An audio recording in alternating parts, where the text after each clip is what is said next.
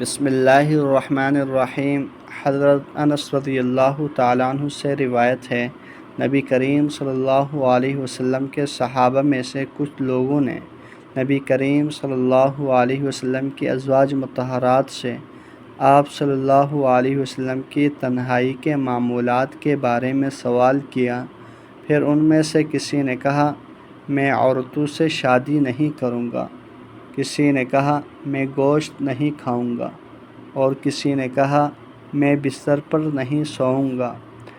آپ صلی اللہ علیہ وسلم کو پتہ چلا تو آپ صلی اللہ علیہ وسلم نے اللہ کی حمد کی، اس کی ثنا بیان کی اور فرمایا، لوگوں کا کیا حال ہے؟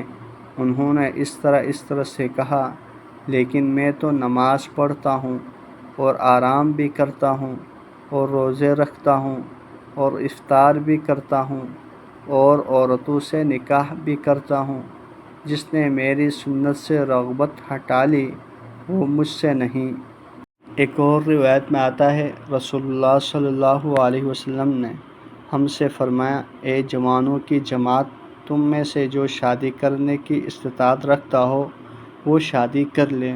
یہ نگاہوں کو جھکانے اور شرمگاہ کی حفاظت کرنے میں دوسری چیزوں کی نسبت بڑھ کر ہیں، اور جو استطاعت نہ پائے وہ خود پر روزے کو لازم کر لے، یہ اس کے لیے اس کی خواہش کو قطع کرنے والا ہے۔